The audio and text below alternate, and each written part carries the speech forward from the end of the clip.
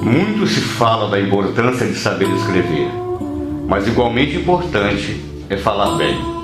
Um discurso claro e no tom certo é uma verdadeira arma de persuasão. Ainda que com intenções diferentes, os discursos se valem de uma arte hoje quase esquecida nas escolas, mas ainda essencial a quem pretenda ganhar a vida no gogó: a retórica.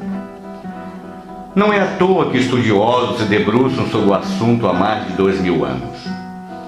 A retórica teria surgido na Sicília no século V a.C., quando Empédocles de Agrigento fez o primeiro estudo sistematizado acerca do poder da linguagem em termos de persuasão, do qual suas teorias sobre o conhecimento humano iriam servir de base para os primeiros teorizadores.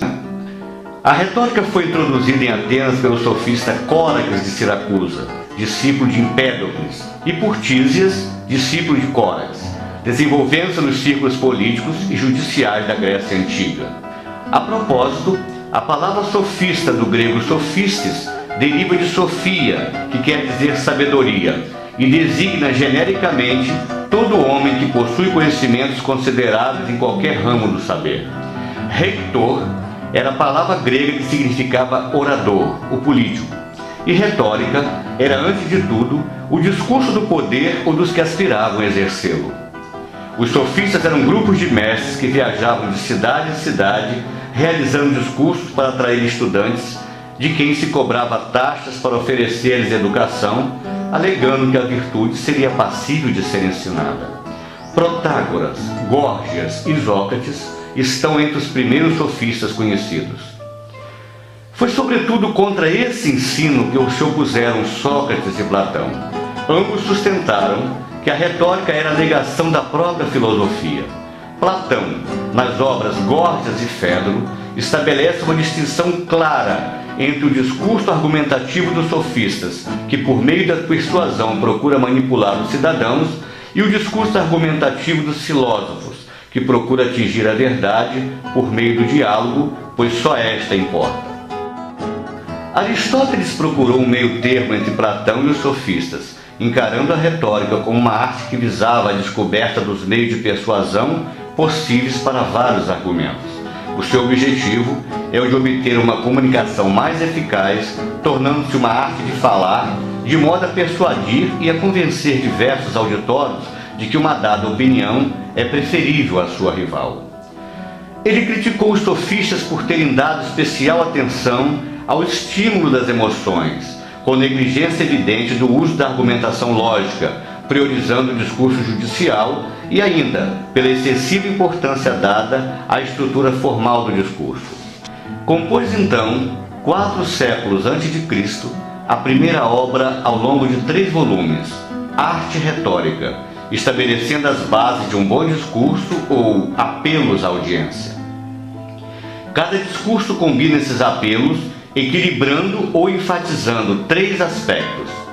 Ethos diz respeito à credibilidade que o orador deve transmitir à audiência.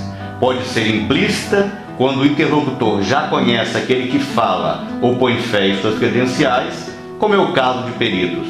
Ou pode ser inserida no discurso, caso comum entre os políticos, que adoram lembrar dos cargos que já ocuparam para despertar confiança. Pathos compreende o conteúdo emocional do texto, capaz de evocar simpatia, compaixão e até medo, dependendo do objetivo do orador. Esse grupo de elementos tem sido fundamental na lição de moral proferida pelos ministros do Supremo Tribunal Federal no julgamento do Mensalão. Logos é a lógica do discurso. Diz respeito aos argumentos que o orador deve escolher e encadear para que seu discurso faça sentido. Entram aí fatos e números, estatísticas e tudo que possa corroborar a tese apresentada. Segundo Aristóteles, é a parte mais importante do discurso, mas que sozinha não tem efeito nenhum.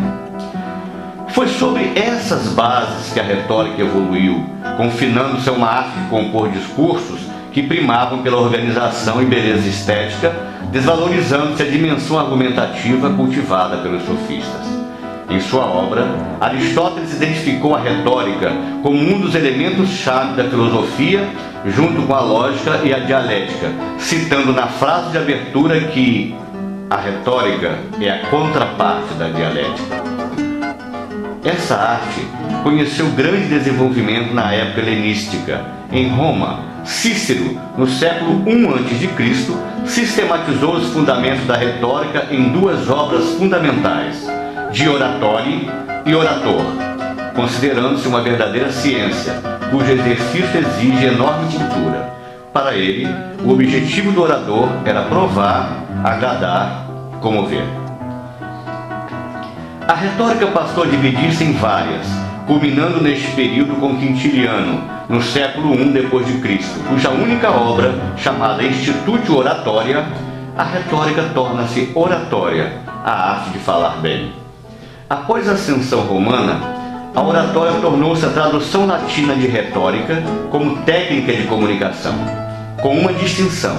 Enquanto o núcleo da retórica compunha-se de técnicas de persuasão, a oratória visava a eloquência. Durante a Idade Média, a argumentação adquiriu enorme divulgação, principalmente entre os clérigos, ocupando um lugar central na educação e fazendo parte do trivium, junto com a lógica e a gramática, as três matérias básicas. Na Idade Moderna, a retórica continuou a desfrutar ainda de algum prestígio nos países católicos, época do notável orador brasileiro Padre Antônio Vieira, que no Sermão da Sexagésima, em 12 volumes, apresenta um plano tradicional do sermão que deveria ser adotado por todos os pregadores que, de fato, intencionassem persuadir seus ouvintes, tendo sua obra alcançado enorme sucesso também na Europa. A partir desse momento, a retórica como arte argumentativa começou a ser completamente desacreditada. Descartes reafirma o primado das evidências sobre os argumentos verossímeis. Na mesma linha se desenvolve o discurso científico. Afirmava ele que não se trata de convencer ninguém, mas de demonstrar com fatos, dados e provas a verdade única e irrefutável. Mas apesar disso, até o século XIX, a retórica foi uma parte central da educação ocidental, preenchendo a necessidade de treinar oradores e escritores para convencer audiências mediante argumentos, manifestando-se até no testamento a última vontade de uma pessoa, não de qualquer modo, mas em obediência à moralidade e tradicionalidade. No século XX, volta a ser retomada em consequência da generalização das teses relativas e o descrédito das ideologias. A verdade que os filósofos afirmavam não podia mais ser admitida como um ponto de partida para qualquer discussão. Era necessário buscar a adesão de um dado auditório para suas posições. Neste sentido, toda filosofia é um espaço sempre aberto e susceptível de contínuas revisões. Hoje em dia, a retórica é elemento importantíssimo no marketing, em face das técnicas de persuasão usadas pelos novos meios de comunicação de massa, como a publicidade, a televisão e a internet. De todas as tentativas de se normatizar a retórica, sobreviveram até nós como mais importantes os famosos 5 cânones de Quintiliano, a estrutura linguística do discurso, como inventium ou invenção. O objetivo desta fase é estabelecer o conteúdo do discurso. Trata-se do momento em que o orador deve escolher e selecionar os argumentos adequados para a exposição e defesa de sua causa. Dispositio ou disposição dos argumentos visa organizar os elementos num todo estruturado. São relevantes nesta fase o número e a ordem das partes do discurso. Elocutio ou elocução é a composição linguística do discurso, é a textualização. Memória é a parte escrita do discurso. Actio ou pronunciatio é a própria apresentação do discurso. E o orador deve ainda levar em conta a prolepsis, isto é, a refutação prévia, e estar preparado para uma contestação. Também importantes são aspectos destacados por Aristóteles em sua arte retórica, como por exemplo, há 2 categorias formais de persuasão, provas técnicas e provas não técnicas. Há 3 meios de prova, ethos, pathos e logos.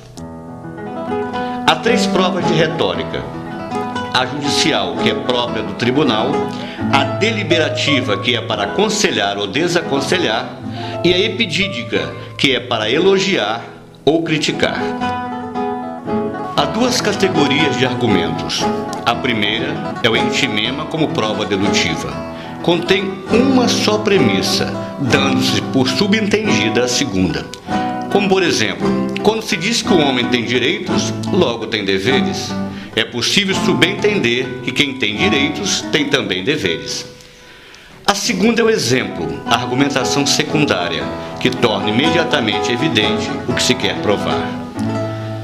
Todos esses ensinamentos dos estudiosos aos quais nos reportamos são por demais importantes.